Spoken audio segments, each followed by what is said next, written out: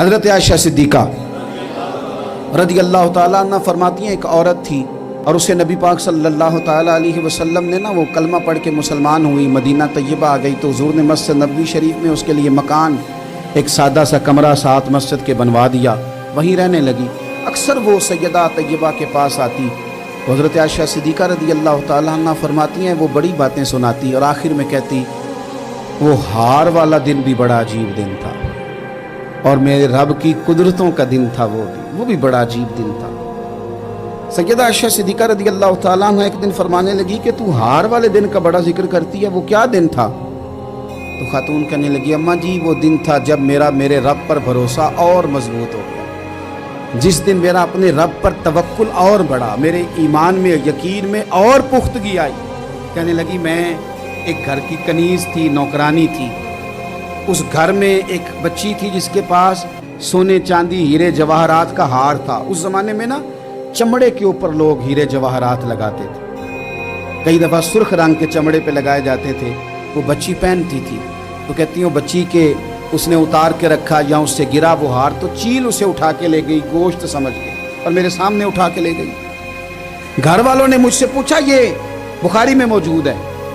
گھر والوں نے پوچھا مجھ سے کہ وہ ہار کہاں ہے تو میں نے کہا چیل اٹھا کے لے گئی۔ گھر میں کچھ چوری ہو جائے تو سب سے پہلا الزام کس پہ لگتا ہے؟ ملازمین پہ۔ کہتے انہوں نے مجھے بڑا مارا، بڑی تکلیف تھی، حتیٰ کہ میری شرمگاہ تک کی تلاشی، میری عزت اتنی خراب کی میں بتا نہیں سکتی۔ میں نے اپنی زندگی میں ایک واقعہ دیکھا، ایک امیر گھر میں چوری ہو گئی، ملازم کو اتنا مارا کہ وہ چارپائی پہ پڑ گیا، پولیس والوں سے اتنی مار پروائی گئی کہ وہ بیچارہ چارپائی پہ پڑ گیا، اور پھر وہ اتنا بیمار ہوا اور کچھ دنوں کے بعد پتہ چل گیا کہ چور تو اپنا بیٹا ہے ان کا، پھر اس کا انتقال ہو گیا۔ اب وہ سیٹھ صاحب اور گھر والے آ کے مرنے والے کے کان میں معافی مانگ رہے ہیں، کان میں۔ تو میں نے ان سے پھر کہا تھا کہ یہ تو اب چلا گیا ہے، تمہارا زور چلتا تھا نا تو تم نے قانون خریدا اور تم نے اسے جتنا ہو سکا تم نے اسے مار پڑوائی، تمہارے پاس جو عدالتیں تھی تم نے وہاں کارروائی کی، اب ایک عدالت قیامت کے دن لگے گی۔ یہ کمزور تھا نا، کچھ کر نہیں سکا۔ میرے نبی پاک صلی اللہ علیہ وسلم نے فرمایا سن لو، اگر سینگ والی بکری نے بغیر سینگ والی بکری کو تکلیف دی ہوگی نا تو قیامت کے دن اسے بھی بدلہ دینا پڑے گا کہ تیرے پاس سینگ تھے اور تو نے اسے مارا تھا۔ وہ خاتون عرض کرتی ہے سیدہ عائشہ کی خدمت میں کہ مجھے بڑا مارا، مجھے تکلیف دی، میں کہہ رہی تھی کہ میرے سامنے چیل لے گئی ہے پر وہ نہیں مان رہے تھے، اماں جی انہوں نے مجھے بڑا مارا۔ حضرت عائشہ صدیقہ کہتی ہیں پھر کیا ہوا؟ کہنے لگی اماں جی جب کوئی میرا مددگار نہ رہا، مجھے تکلیف دے رہے تھے، رسوا کر رہے تھے، تو میں نے اپنے رب سے مدد چاہی،